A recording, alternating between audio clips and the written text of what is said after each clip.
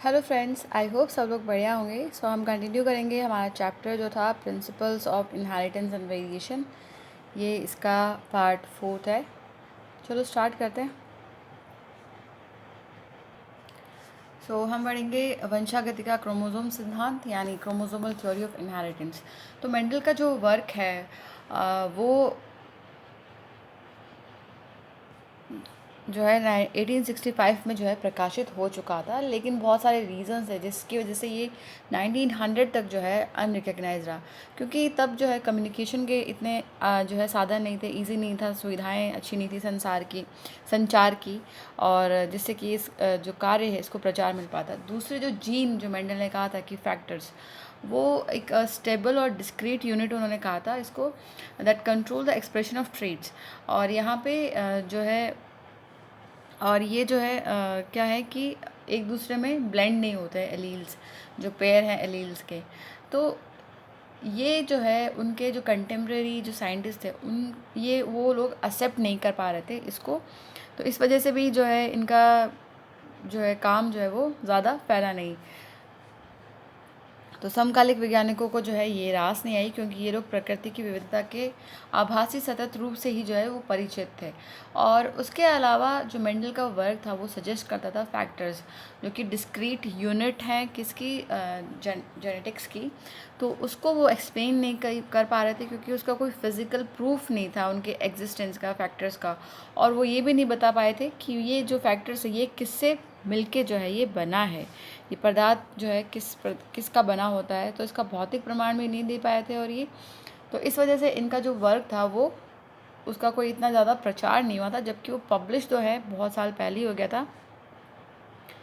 उसके बाद 1900 में क्या हुआ, 3 साइंटिस्ट आए, डिवरीज, कॉरेंट्स एंड वॉन शेरमॉक। इन्होंने स्वतंत्र रूप से अलग अलग जो है ये वंशागति से संबंधित जो मेंडल के परिणाम हैं उनकी पुनः खोज की इनकी। और जो मेंडल क्योंकि यहाँ जो है एडवांसमेंट हो गया था माइक्रोस्कोपी में, और ये जो साइंटिस्ट थे अब ये एबल थे कि जो सेल डिवीजन है उसको देख पाने के लिए जो है, तो वो कोशिका विभाजन जो है वो देख सकते थे। तो कोशिका केंद्र में एक संरचना की खोज हो चुकी थी, जिसे हम क्या कहते हैं, केंद्र की खोज हो चुकी थी। और जो कोशिका विभाजन के पहले द्विगुणित एवं विभाजित भी हो जाता है, तो इसकी जो है खोज होगी। और इसकी वजह से क्या हुआ कि ये जो वर्क था मेंडल का, ये इन 3 साइंटिस्ट की वजह से जो है ये लोगों में जो है पहुंचा ये। और इन्होंने देखा कि ये जो सेल है वो जस्ट बिफोर डिवीजन हो रहे हैं, तो इन्होंने इसको क्रोमोसोम नाम दिया। इसको कलर बॉडीज़ जो है इनको विजुअलाइज किया बाय स्टेन करके जो है इनको देखा गया, और इनको जो है नाम दिया गया क्रोमोसोम्स। 1902 तक जो है अर्धसूत्री कोशिका विभाजन के दौरान क्रोमोसोम की गति का ज्ञान हो चुका था, यानी जो क्रोमोसोम मूवमेंट है ड्यूरिंग मियोसिस ये भी जो है देखा जा चुका था। उसके बाद आए वॉल्टर सटन और थियोडोर बोमेरी। इन्होंने देखा कि जो क्रोमोसोम्स हैं उनका बिहेवियर क्या है। इनका बिहेवियर जो है वो पैरेलल था to the behaviour of genes, and ये जो है क्रोमोसोम मूवमेंट जो है वो यूज़ किया इन्होंने टू एक्सप्लेन मेंडल्स लॉ। उन क्रोमोसोम का व्यवहार भी जो है जीन जैसा ही। तो इन्होंने मेंडल के नियमों को क्रोमोसोम की गतिविधि द्वारा समझाया, और कोशिका विभाजन की समसूत्रण और अधिसूत्रण विधियों से गुणसूत्रों के व्यवहार को ध्यान में रखते हुए जो है इसे समझाया जा सकता है। यानी जो इक्वेशनल डिवीजन है माइटोसिस का और जो रिडक्शन डिवीजन है मियोसिस का, उससे भी जो है इस जो क्रोमोसोम का बिहेवियर है जो ये इसे समझाया जा सकता है। तो ये इंपॉर्टेंट चीज़ है याद करने के लिए कि जो क्रोमोसोम्स हैं एज वेल एज जो जीन्स हैं वो पेयर में अकर होते हैं, यानी वो अलग अलग नहीं होंगे, पेयर्स में होंगे वो। तो जो 2 एलील हैं एक जीन पेयर के, ये एक होमोलोगस क्रोमोसोम पे जो है होमोलोगस क्रोमोसोम की होमोलोगस साइट पे जो है लोकेटेड होंगे ये। तो जीन के समान ही गुणसूत्र में भी युग्मक के रूप में पाया जाता है, तथा एक एलील के दोनों जीन समजात गुणसूत्रों की समजात स्थान पर जो है विद्यमान रहते हैं ये। यहाँ एक टेबल दे रखी है जिसमें हमें जीन और क्रोमोसोम के बारे में जो है डिफरेंस दे रखा है कि जोड़े में होते हैं दोनों ही जीन्स और क्रोमोसोम। युग्मक जनन के दौरान एक प्रकार विसंयोजित होते हैं, और एक युग्मक जोड़े में केवल एक ही जा पाता है, यानी segregate at the time of gamete formation such that only one of each pair is transmitted to a gamete. और जीन्स के बारे में कि युग्मक जनन के दौरान विसंयोजित होते हैं और जोड़े में से केवल एक ही युग्मक को प्राप्त होता है। अब यहाँ पे अलग अलग जोड़े एक दूसरे से स्वतंत्र विसंयोजित होते हैं, यानी इंडिपेंडेंट पेयर जो है वो सैग्रीगेट होते हैं इंडिपेंडेंटली ऑफ ईच अदर, और एक जोड़ा है दूसरे से स्वतंत्र विसंयोजित होता है, यानी one pair segregates independently of other pair.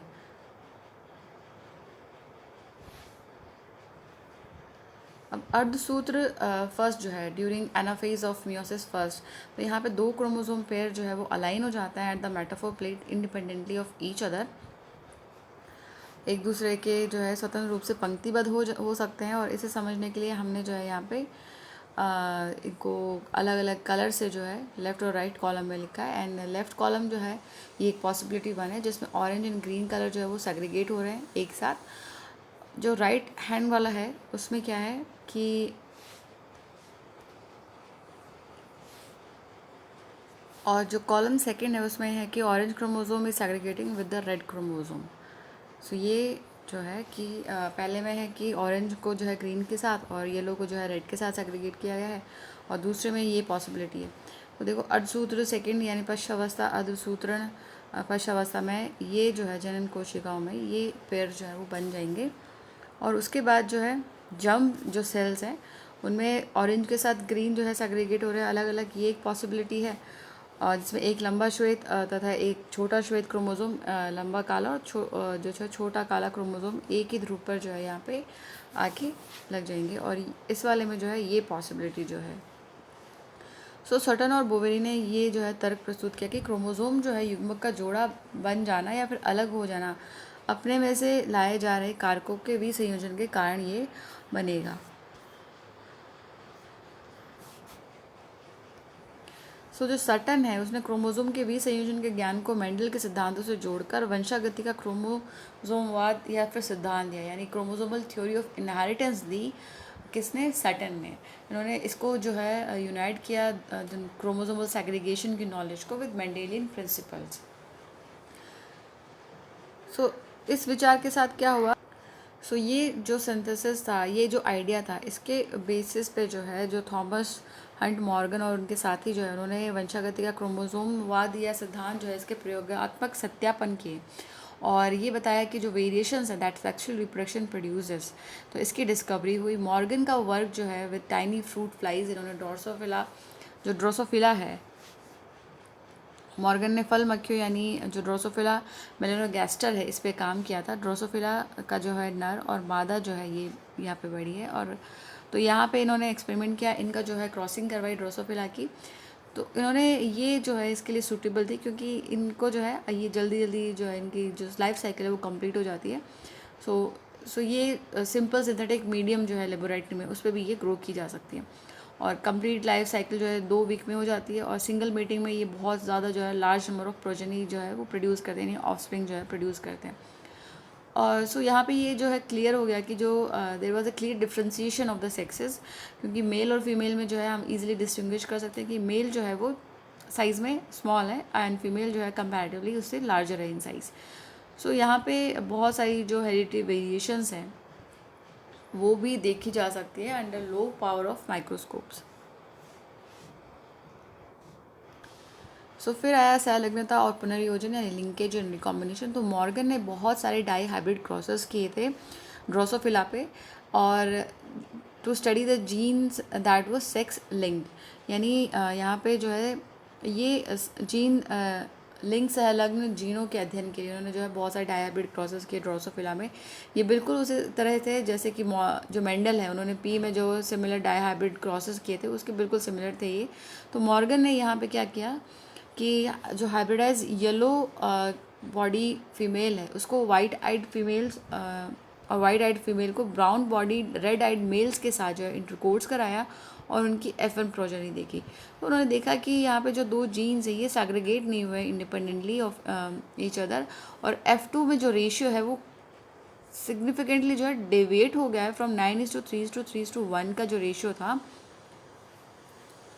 जो कि जो 2 जीन्स जो है इंडिपेंडेंट होते हैं जब एक्सपेक्ट करते हैं हम, तो ये इससे जो है काफ़ी वेरिएशन यहाँ पे आ गया था। सो यहाँ पे क्रॉस करवाया ए का और बी का, यहाँ पे पीला और श्वेत, और एक वाइल्ड टाइप की जो थी उसके, और श्वेत और लघुतर और वन्य प्रकार की। तो यहाँ पे क्रॉसिंग में जो है क्या हुआ, इन्होंने देखा सी परिणाम में क्या हो कि क्रॉस ए में जीन वाई और डब्ल्यू के बीच संकरण दिखाया है और बी में जो है डब्ल्यू और एम के बीच में जो है दिखाया गया था। तो यहाँ जो डोमिनेंट जीन है उनको पॉजिटिव से साइन से दिखाया है, यानी येलो, और जो ये वाइट है ये डोमिनेंट है, और एम भी जो है ये जो लघुत्तर वाला है यहाँ पे ये भी डोमिनेंट है। तो ये जो है शो किया है इन्होंने। तो इसमें ये किया कि वाई और डब्ल्यू के बीच जो है डब्ल्यू और एम की अपेक्षा सहलग्नता जो है वो अधिक बलवती है। सो ये एक्सपेरिमेंट किया मॉर्गन ने डायहाइब्रिड क्रॉसेस के, और जो मेंडल की जो थ्योरीज थी उनको प्रूव किया। सो मॉर्गन और उनके जो सहयोगी थे उनको पता था कि जीन जो है वो क्रोमोसोम में स्थित है। तो उन्होंने एक्स क्रोमोसोम जो है उसमें ये बताया कि जीन जो है यहाँ पर लोकेटेड है, और इन दो जीन्स को जो है एक डायहाइब्रिड क्रॉस में जो है देखा जा सकता था, जो कि सेम क्रोमोसोम पे लोकेटेड है, सिचुएटेड थे, और दोनों जीन जोड़ी एक ही क्रोमोसोम पर स्थित है, और जनकीय जीन संयोजनों का अनुपात अजनकीय प्रकार से काफ़ी जो है वो ऊंचा रहता है, मच हायर होता है देन नॉन पेरेंटल टाइप। सो मॉर्गन ने जो है ये एट्रीब्यूट किया दिस। सो मॉर्गन ने जो है कहा कि इसके जो है दो कारण हो सकते हैं, कि जो दो जीनों का जो है भौतिक संयोजन होता है, या फिर ये जो है जोड़े हुए हैं, एक दूसरे से लिंक्ड है। और इस तरह से उन्होंने टर्म दिया लिंकेज, यानी सहलग्नता जो है शब्द दिया, और एक ही क्रोमोसोम की जीन जोड़ियों के साथ होने का जो है द्वयोतन करता है। साथ ही अजनिकित जीन संयोजन में उत्पादन को पुनर्योजन यानी रिकॉम्बिनेशन कहा गया है यहाँ पे। So association of genes on a chromosome, so ये फिजिकल एसोसिएशन जो है इसे रिकॉम्बिनेशन कहा गया to describe the generation of non parental gene combinations.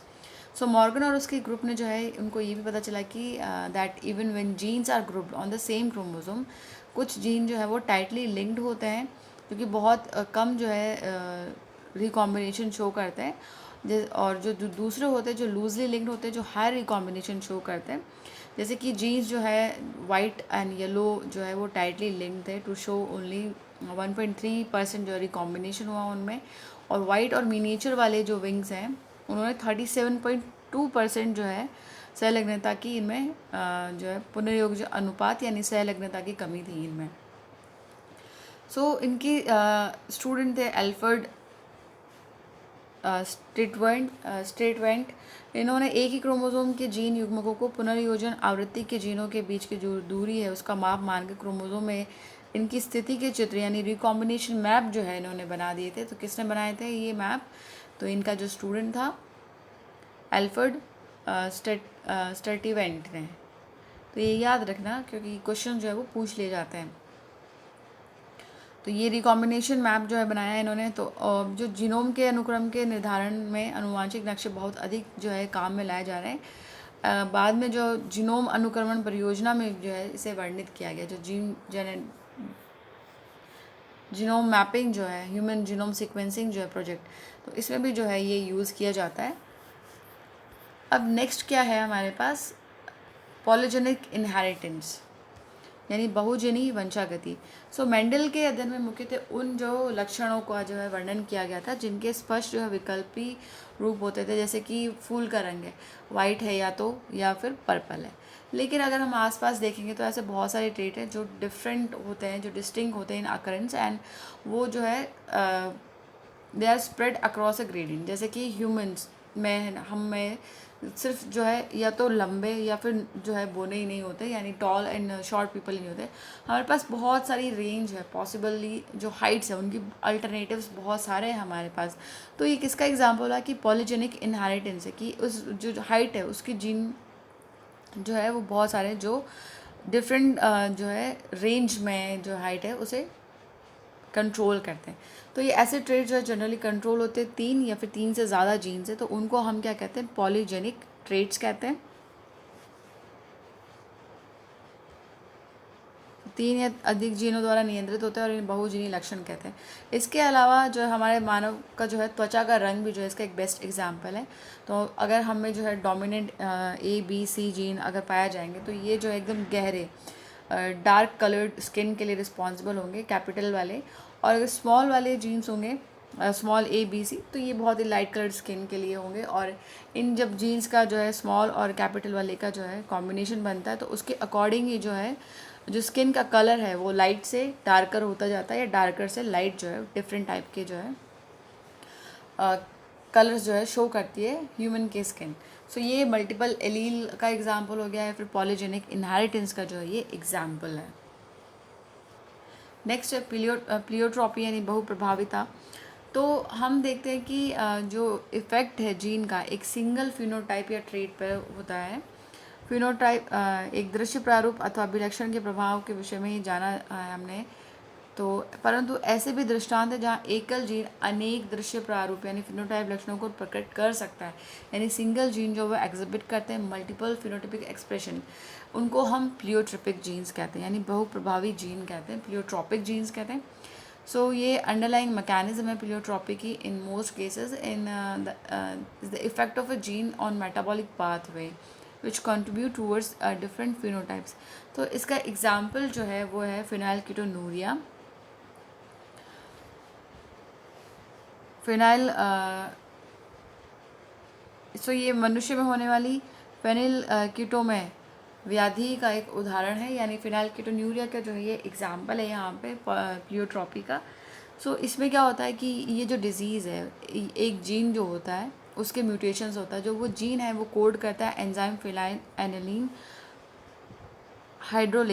Hydroxylase जो है उसको ये रोग जो है फेनिल एनिलीन हाइड्रोक्सीलेज नामक एंजाइम के लिए जो है उत्तरदायी जीन में उत्परिवर्तन यानी म्यूटेशन की वजह से होता है। सो इससे क्या होता है कि ये जो फिनोटिपिक एक्सप्रेशन है यहाँ पे मेंटल रिटार्डेशन हो जाता है और हेयर और स्किन का जो पिगमेंटेशन है उसमें भी रिडक्शन हो जाता है, यानी बालों के कम होने और त्वचा रंजन का अभिव्यक्त होता है। और यहाँ पे मानसिक मंदन जो है ये अभिव्यक्त होता है इस डिजीज़ में। तो सिंगल जीन जो है वो मल्टीपल ट्रेट्स जो है वो शो कर रहा है। तो ये एग्जाम्पल है प्लियोट्रॉपी का। नेक्स्ट है लिंग निर्धारण, और ये हम नेक्स्ट वीडियो में पढ़ेंगे। तब तक अच्छे से पढ़ाई कीजिए, अपना ख्याल रखिए। All the best, thank you.